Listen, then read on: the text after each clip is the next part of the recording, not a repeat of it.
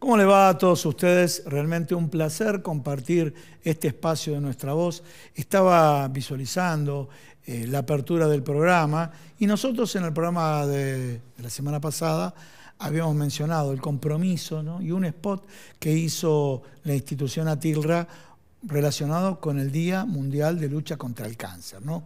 Un tema no menor, la concientización, y ustedes saben muy bien que en materia de salud, la prevención en salud es la mejor acción terapéutica. Por eso celebramos este compromiso que tiene la institución para todo lo que es la salud y el centro oncológico que está ubicado en la ciudad de Sunchales. Ahora sí, vamos al panorama nacional. Dentro del panorama nacional tenemos un panorama político y un panorama económico que obviamente van de la mano. Un panorama político, lo vieron ustedes, la lucha que hay en las distintas coaliciones, agrupaciones, como ustedes lo quieren llamar, tanto el Frente de Todos, Juntos por el Cambio, e incluso en el transcurso de esta semana hubo una denuncia a la agrupación libertaria, ¿no? Esto está marcando que aquellos que parecía que querían encontrar una luz para salir del concepto de la casta, terminaron denunciando que las nuevas agrupaciones también son una casta, ¿no? Esta denuncia fue conocida esta semana. Volviendo al escenario económico, en esta semana se conoció la inflación del mes de enero y para lo cual, bueno, esto también está planteando cuáles son los desafíos en materia económica de Sergio Massa. Para hablar de este tema estamos con Sergio Chousa, que es economista. ¿Cómo te va, Sergio? Gustavo, muchas gracias por la invitación. Bueno, un placer que estés acá en el programa. Ustedes saben muy bien, Sergio Chousa es muy activo en los medios de comunicación, tratando de dar su visión de lo que está pasando en materia económica y también muy activo en las redes sociales. Bueno, Sergio, mira, yo te voy a comentar algo. Una encuesta que nos manifestó un analista político, que de pronto lo que le preocupa a la gente, el día a día, como dicen algunos colegas, aquellos que miran lo que le ocurre a la gente en un área, si querés de 100 metros, que es lo que más le preocupa, es la inflación, segundo, la inseguridad, y termina en el orden número 8 el tema del desempleo. Mi lectura, que es subjetiva, que puede estar sesgada, bueno, no tiene tanto miedo a quedarse sin trabajo, sí tiene miedo de la pérdida del poder adquisitivo que tiene su ingreso. Llámese salario, si está sindicalizado, y si no, su ingreso, si es independiente. Bueno, ¿cómo estás viendo vos este escenario? Sí, la verdad que son bastante racionales esos resultados, porque la dinámica del empleo viene con muy buenos indicadores, con una creación de empleo que el año 2022 promedió los 25.000 puestos de trabajo privados cada uno de los meses del año. Obviamente, ¿no? Vos tenés una recuperación del empleo tras pandemia, tras el piso ese de la pandemia, que estuvo traccionado principalmente por el segmento informal. De cada 3 puestos de trabajo que se generan, 2 son informales o semiformales, monotributo y demás, y 1 es privado formal. Pero ese 1 se mantiene sólido, digamos, no baja, no se produce un valle. Con lo cual la dinámica del empleo, ¿viste?, muestra buenos indicadores. Hoy tenés un nivel de desocupación del 7%, llegamos a tener un trimestre de 6,9 el año pasado, con lo cual yo diría, no está el foco ahí de la principal preocupación porque empleo hay, después tenemos que hacer doble clic sobre la calidad de ese empleo, no solamente en términos de estabilidad, sino también en términos salariales. Se está dando una dinámica, no diría parecida a la de los 90 todavía, pero con algún rasgo similar, que es la de empleos en pobreza, ¿no? Salarios que no alcanzan para cubrir una canasta básica. Obviamente el mercado laboral ha cambiado, ¿no? El modelo de empleo unifamiliar, digamos, una sola persona empleada en la familia, es algo que se va dejando atrás. En general hay pluriempleo en la familia, pero bueno, son empleos en muchos casos con salarios muy bajos. Con lo cual yo diría el foco principal es racional que en esas encuestas pasen por el lado inflacionario, pasan por el lado del poder adquisitivo. Bien, ahora vamos a la inflación. Bueno, se dio a conocer el indicador de inflación y bueno, a partir de ahí uno dice, bueno, ¿cómo va a orientar el 2023 Sergio Massa? Sí, fue un dato no muy positivo, a tono con lo que se esperaba, en un mes en el cual se recalentó un segmento de precios de alimentos en particular, que fue el de los productos cárnicos vinculados a la carne vacuna, que no estaban aumentando mucho en la etapa previa. Tuvimos un 2022 donde aumentaron 30 puntos por debajo del promedio inflacionario y claro, ahora se da un poco la corrección. El año pasado habían sido afectados por un fenómeno muy particular, que se amplió la oferta por efecto de la sequía. ¿Qué debería pasar en estos meses? Bueno, primero de todo, un poco el ministro de Economía se puso ese objetivo cuantitativo de tratar de llegar a abril por debajo de la zona del 4%, ¿no? Entre 3, 3,9, que el número empiece con 3. Es un desafío que hoy se muestra como bastante ambicioso. Tenés dos programas. Uno, el más microeconómico, vinculado a precios justos, que cada vez incorpora más sectores. De hecho, esta semana se anunció el segmento de carne también para retrotraer los precios un 30% de los principales 7 cortes, tratar de federalizar, que no solamente sea en un canal de comercialización de grandes cadenas y de supermercados, sino ¿Vos también... crees que se retrotraen? Bueno, el acuerdo está y además por un abastecimiento interno mucho más voluminoso que el que se venía dando. Después, obviamente, ¿no? Estos canales te explican un porcentaje del consumo apuntando al hecho de que eso discipline al resto de los comercios que tal vez no están adheridos. Como pasa siempre en estas políticas de... A ver, ¿quiénes se comprometen en este acuerdo? ¿Las grandes cadenas? Sí, sí, sí. ¿Las grandes cadenas? Todas Después, las carnicerías en general. Sí, el programa, por cómo fue presentado, marca hipermercados, supermercados y carnicerías. Después habrá que ver el grado de abastecimiento y, por otro lado, la calidad del producto, ¿no? Porque en particular cuando hablamos de carne vacuna, bueno, el precio del kilo lo pusieron en 1.035 pesos. Después habrá que ver cuál es la calidad del corte, no sea cosa de que vaya ahí los cortes de menor calidad. Pero bueno, yo digo, Gustavo, este es uno de los pilares, ¿no? El de los acuerdos de precios, donde están también los insumos difundidos, donde está también la indumentaria, se incorporó en el mes de enero. Pero no alcanza con eso solo, ¿no? Ya se demostró a lo largo de los últimos años, si vos solamente apelás a un precios cuidados y su continuidad de precios justos, bueno, no te va a alcanzar para disminuir la dinámica inflacionaria. El otro pilar es el macroeconómico, en el que nos gusta más a nosotros los economistas, donde apuntás a ordenar la dinámica fiscal, monetaria, a acumular reservas muy importante. Y ese panorama, en un año que es electoral, muestra sus dificultades y sus riesgos, ¿no? Vamos a política fiscal, tu punto de vista. Bueno, tuviste un cambio de paradigma bastante marcado cuando se dio la modificación de la administración al frente de Economía. Vos venías teniendo una política expansiva muy fuerte en la primera etapa de 2022, con el gasto principalmente vinculado a subsidios económicos tarifarios, ¿no? La luz, el gas, el agua, que venían creciendo muy fuerte, muy sobregirados, en un momento en el cual la economía crecía, con lo cual daba una dinámica procíclica, sí. Todo lo contrario a lo que indica por ahí los libros, la disciplina. Y después del cambio de ministro, eso se revirtió, ¿no? Se emprendió esta idea de, bueno, racionalizar un poquito los subsidios tarifarios, implementar el esquema de segmentación con ahorro por consumo, etc. Eso te permitió poner en caja el resultado fiscal del año 2022. De hecho, llegaste a sobrecumplir levemente el acuerdo con el Fondo Monetario, ¿no? Te exigía un techo del 2,5% de déficit y lo cerraste en 2,45%. La verdad es que esto, yo diría, fue el ancla de expectativas como para que no terminaras en una espiralización nominal muy severa. ¿Te acordás? Hemos hablado, ¿no? Con vos en el mes de agosto, en el mes de septiembre, donde la corrida financiera y cambiaria, bueno, había tensado mucho las posiciones en los mercados. Me parece que ese fue un poco el anclaje de expectativas que encontró el ministro de Economía para que no se desbande la situación macroeconómica. Está claro, ¿no? A todo gobierno le gustaría ser más expansivo en materia de gastos, pero también no es menos cierto que tenemos una espada de Damocles, que es la de la restricción del acuerdo con el Fondo Monetario. Bien. La semana pasada, Juntos por el Cambio lanzó un comunicado donde todos los políticos, no los economistas, y quiero aclararlo, porque los economistas Juntos por el Cambio preferían no hablar del tema o estar en un costadito. Y hablaba de una bomba económica relacionada con la deuda interna en pesos.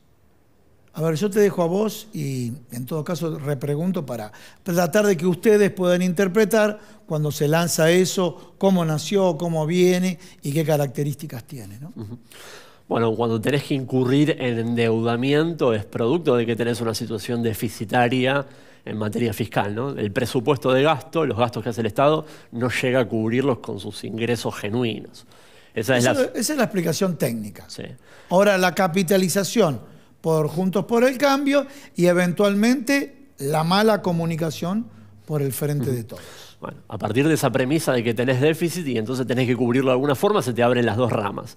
O lo financio con la maquinita emitiendo, hoy tenés también un techo, no podés hacerlo libremente eso por el acuerdo con el Fondo Monetario, o voy a tomar parte de financiamiento en el mercado. El gobierno fue un poco y un poco sobre el segmento de financiamiento de ese déficit en el mercado. No puede hacerlo en los mercados internacionales porque no tiene crédito en los mercados financieros globales, no tiene acceso a tomar deuda en dólares. Sí. El único segmento de deuda que puede incurrir es el mercado doméstico. ¿Pero qué conviene? Tomar pesos. A ver, primera pregunta. ¿En pesos o en dólares? Obviamente en pesos, pero ¿por qué? No porque haya un tipo de fetichismo con la moneda nacional, sino porque esos pesos, al fin y al cabo, son el ahorro nacional de los argentinos. Ese financiamiento doméstico en tu moneda es fruto de que la economía crece y entonces hay más depósitos de los inversores privados y esos depósitos los bancos después se dan vuelta y los descargan en la deuda del Tesoro. Entonces, termina siendo, no quiero decir virtuoso, pero mucho menos tóxico que una deuda en moneda extranjera. Bueno, ahora cuando se habla de la deuda en pesos, ¿sí? Yo te voy a... Porque obviamente cada uno va con un grafiquito, muestran la bomba. Y en materia, una cosa es hablar en términos absolutos y en términos relativos. Para vos, una cosa es hablar en pesos y otra cosa es decir, ¿cuánto representan esos pesos con respecto a tus ingresos, los tuyos? A los míos, ¿sí? Entonces, ¿a qué voy con esto? Cuando se habla de billones, hoy por hoy, hasta yo perdí noción, te diría más, esto de formación, tengo más claro en dólares de pronto el valor de un auto, de ciertos bienes, que cuando escuchás millones de pesos para cualquier bien, ¿no? Hay televisores que están en ese valor, autos que están, bueno, mucho más que ese valor y demás. Entonces, hablar de billones de la deuda en pesos, obviamente lo plantean como la bomba. Ahora, el porcentaje sobre el PBI, ¿cómo es la situación actual y cómo fue la situación anterior? Bueno, el segmento pesos ha verificado un crecimiento, de nuevo, a tono con el hecho de que tenés que cubrir tu déficit presupuestario. Lo cual, a ver, si uno analiza la curva en su crecimiento, hubo un crecimiento, hoy estamos a niveles compatibles con el año 2005, pero la verdad es que en comparación con otros países de la región, Argentina explica 30% de financiamiento en pesos, de deuda en pesos como porcentaje del PBI. Otros países de la región tienen más de 60, 70%, Brasil tiene 65%. ¿De deuda en pesos? Solamente el segmento de su moneda nacional. De moneda nacional. ¿Nosotros tenemos cuánto? Nosotros estamos alrededor de 30%, sumando no solamente el Tesoro, el Estado Nacional, la Administración Central, sino también el segmento del Banco Central. Sí, el Tesoro y el Banco Central. Que también es algo que ha concitado mucho debate público porque uno escucha LELIQs, ¿no? Esa palabra y dice, uy, bueno, esto, ¿cómo puede ser? Todo el tiempo crece y ¿cuánto pagan las LELIQs? 107% de tasa de interés. Bueno, hay que tratar de dimensionar técnicamente, ¿no? La evolución de esos agregados porque no es simplemente decir, bueno, tenemos determinado stock y tal tasa de interés. Hay que ver cómo crecen los activos del Banco Central, del Tesoro Nacional, ver también cómo crece tu economía como un todo. Entonces, hay que hacer doble clic en estos análisis desde el punto de vista técnico. Bueno, muchísimas gracias. A vos, Gustavo. Señores, no se vayan, que en instantes, en el próximo bloque, vamos a estar con Marcelo Fernández, presidente de la CEGERA. Bienvenidos al CET, Centro Educativo Tecnológico de Atilra. Un espacio para la formación, la capacitación, el arte y la cultura. Ubicado en Ruta Nacional 34, en el kilómetro 262, En un predio de 6,5 hectáreas, se encuentra el edificio del Centro Educativo Tecnológico, que se compone de varios módulos sustentables y es modelo para toda la región. Una amplia playa de estacionamiento otorga comodidad y fácil acceso a la institución. Con un puesto de vigilancia permanente, brinda máxima seguridad las 24 horas del día. El CET dispone de espacios preparados y diseñados para el aprovechamiento pleno. Su moderno mobiliario y la incorporación de tecnologías brindan las condiciones óptimas para el desarrollo de las diversas actividades. Aulas con amplia capacidad de equipamiento, cantina y espacios de usos múltiples con Wi-Fi, sanitarios y lockers en cada planta, fotocopiadora y demás servicios constituyen un entorno de máxima productividad. Las salas de reuniones que se encuentran en cada planta, equipadas con mobiliario de alto confort, ofrecen el espacio ideal para actividades grupales, clases y talleres. La Biblioteca Nelson Mandela alberga más de 2.000 textos de estudio y obras para lectura recreativa. Cuenta con acceso a Internet, material digital, revistas y archivo. El auditorio brinda el entorno perfecto para la realización de espectáculos, conferencias y congresos. Gran capacidad, confort y tecnología de punta lo constituyen como uno de los auditorios más significativos y equipados de la región. El Paseo de la Memoria y de la Vida Presidente Néstor Kirchner, la plazoleta Nunca Más y el espacio de poesía de Juan Gelman conforman un sector que invita a reflexionar sobre nuestro pasado y nuestro futuro. El CET dispone de su propio hotel, preparado para hospedar a sus invitados, alumnos y visitantes, ofreciendo habitaciones y servicios de primer nivel. También cuenta con gastronomía propia a cargo de chefs profesionales y un equipo especializado para brindar un servicio de altísima calidad.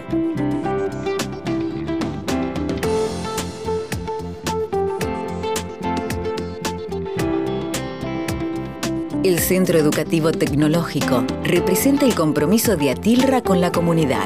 Es la materialización de una visión del futuro. Es por eso que en el CET, el futuro ya llegó. Bueno, lo comenté, lo adelanté y estamos con Marcelo Fernández, presidente de La Cejera. Marcelo, bueno, un gusto que estés acá en el programa. Gracias por la invitación, como Estuvimos siempre. con Sergio Chousa y hablamos de inflación. Para lo cual te dejo la inflación para el final.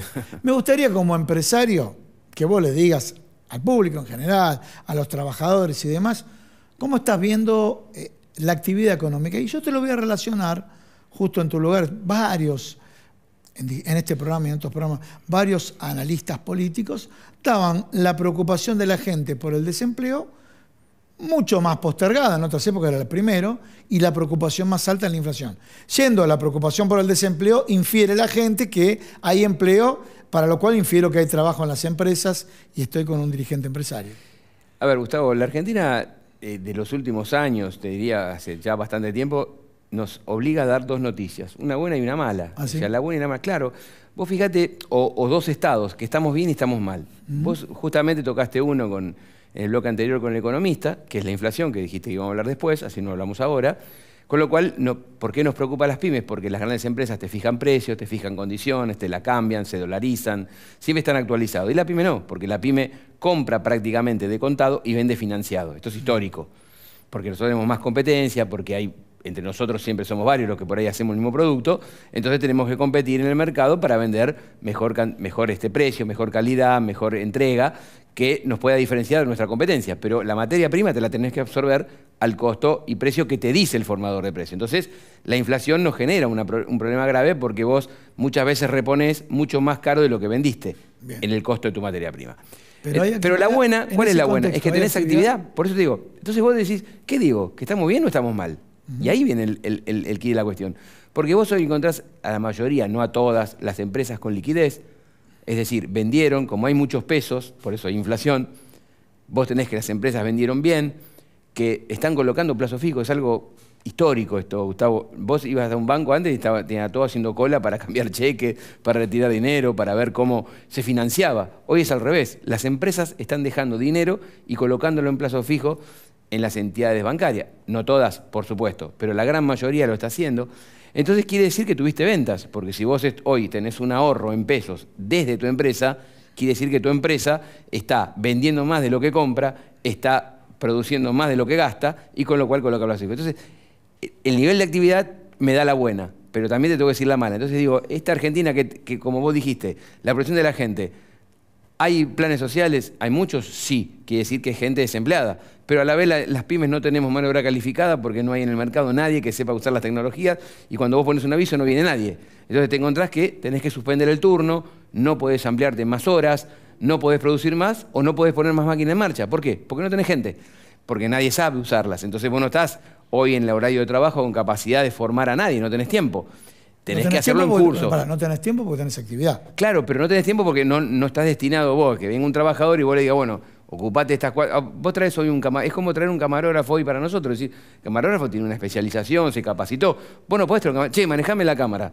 ¿Qué tiene que hacer? Se tiene que capacitar, estar al lado de alguien y un tiempo aprender y después sí lo dejas solo. Bueno, esto es lo que nos va a hacer la pyme. Yo no puedo traerte un camarógrafo hoy o un persona que maneje telares, no tiene la más mínima idea, no sabe cómo enhebrarlo, cómo es la calidad, me va a hacer un desastre. ¿Qué tengo que hacer? Lo tengo que capacitar.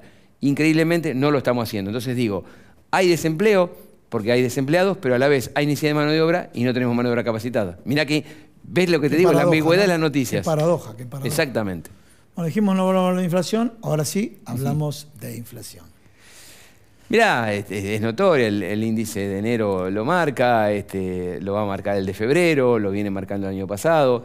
Yo creo que nos hemos acostumbrado demasiado ya a vivir hace años con un índice de inflación importante, por eso está la discusión de paritaria, los aumentos de salario.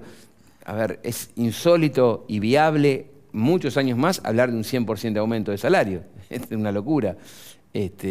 No se puede, hay que hablar de lo lógico para que el salario le gane a la inflación, le gane los precios y el poder adquisitivo no solamente sea para alimentarse, sino para comprar todos los bienes que producimos las pymes, claro. Que somos el 95% de las pymes no estamos ni en la cadena ni industrialización ni comercialización de alimentos, con lo cual necesitamos que el trabajador gane bien para que le sobre para nosotros. Vamos a explicarle acá a la gente, el señor representa a La Cejera, que es una cámara empresaria, me refiero a Marcelo Fernández, pero fabrica cierres. Sí. Fabrica cierres. Entonces, bueno, alimentos van bien, pero no sé cómo anda el mercado de los cierres. Sí, bien, pero muy poco alimentos llevan cierres. No te estás quejando. No, para nada, pero vos tenés que tener que la gente, imagínate si la gente tiene salario para poder consumir lo que nosotros producimos, pero no hablo solamente de la indumentaria, el calzado, la marroquinería que lleva cierre. Habla del plástico, el juguete, el autoparte, el libro, el papel, el gráfico. Las cartucheras llevan cierre. Bueno, sí, pero son importadas. Hace años que está viniendo importada, lamentablemente. Viene todo, no se hace nada. Lamentablemente sí. Pero bueno, los artículos escolares. Entonces digo, vos tenés muchos rubros que nosotros necesitamos que se muevan. El turismo, porque el turismo mueve otras industrias. Sí. Entonces, bueno, esto es lo que estamos diciendo, que no es viable discutir muchos años más el 100%, pero evidentemente nos hemos acostumbrado, hay remarcación de precios, hay realmente ganancias importantes en las empresas. Esto había que verlo también. ¿Tienen derechos? Sí, por supuesto, pero no que sea en perjuicio de todo el sector productivo. Es decir, que quienes son... Te agrego, también los trabajadores, en perjuicio también de los trabajadores. De los trabajadores, exactamente, las empresas y sus trabajadores. Sí. Que realmente no les alcance. Bueno, es preocupante ver, Gustavo, cómo pueden fijar precios porque son esenciales y aquellos que no son esenciales, decir que la gente diga, no, está caro. Porque vos viste que cuando van al shopping, o nos pasa que si vamos con alguna persona a la cual acompañamos, mujer, novia, hija, que va a comprar, entra, le parece el precio ideal, o vos mismo decís, no, es una locura, te das media vuelta y te vas. Pero nadie viste entrar al supermercado con el changuito vacío y salir con el changuito vacío, no compro nada porque está caro. Algo se llevan. Sí. Y lo esencial. Bueno, esos esenciales tienen que entender que no se pueden quedar con toda la rentabilidad del salario, sino que tiene que ser más amplia para que toda la economía se mueva y generar más consumidores para ellos mismos. Bien, contanos un poco tus colegas, y cerramos la nota con esto. Tus colegas, bueno, ¿cómo están viendo la situación? Vos describiste como referente de La Cejera y demás, como sectores que estás viendo de empresarios que están cerca tuyo, donde algunos están mal y otros están bien. Sí, con la preocupación un poco... A ver, alimentos dijiste que están bien. Sí, claro. ¿Qué sectores están más preocupados? Mira, autopartismo está preocupado porque, bueno, con el problema que estás escuchando y le ves haber dado ya bastante lugar al tema de las importaciones. Sabemos que no hay dólares, lo dicen todos los días, y las habilitaciones para importación salen, algunas sí, algunas no. Bueno, nosotros justamente estamos tratando de colaborar con los empresarios que representamos y algunos más para que el gobierno pueda autorizar las importaciones, porque si te falta producto, tal vez no puedas terminar un bien final. Como siempre decimos, no le puede faltar a alguien que fabrica una heladera un tornillo, porque vos parás todo en una heladera. Claro. Sí, aquel que compra el producto terminado y lo vende terminado, bueno, eso es un importador, digamos que si bien es un empresario y tiene todo el derecho, hoy hay otras prioridades en la Argentina, que es mantener la mano de obra, las empresas funcionando y tratar de que esos insumos que no se hacen en el país, Gustavo, falten. La reunión del 31 de enero fue bastante multitudinaria y todos vinieron con este reclamo. Y bueno, estamos en trato con las autoridades, con el ministro de Economía, con la gente... ¿Te recibe a vos el ministro de Economía? Sí, yo tengo un diálogo, lo conozco hace muchos años, tengo un diálogo permanente y los funcionarios que componen la Secretaría de Comercio y la Subsecretaría, pero bueno, evidentemente tienen las restricciones, no que ellos quieren, sino que les dicta las reservas, con lo cual hay que administrar las importaciones. Marcelo, muchísimas gracias. No, a vos, Gustavo, como siempre. Bueno, señores, me despido de todos ustedes. Les propongo, no se pierdan Nuestra Voz, la edición especial de los días sábados, donde se reviven todas las temporadas del Centro Cultural Low. Y el próximo jueves, no te pierdas acá, porque siempre tenemos muchísima información de último momento. Chau.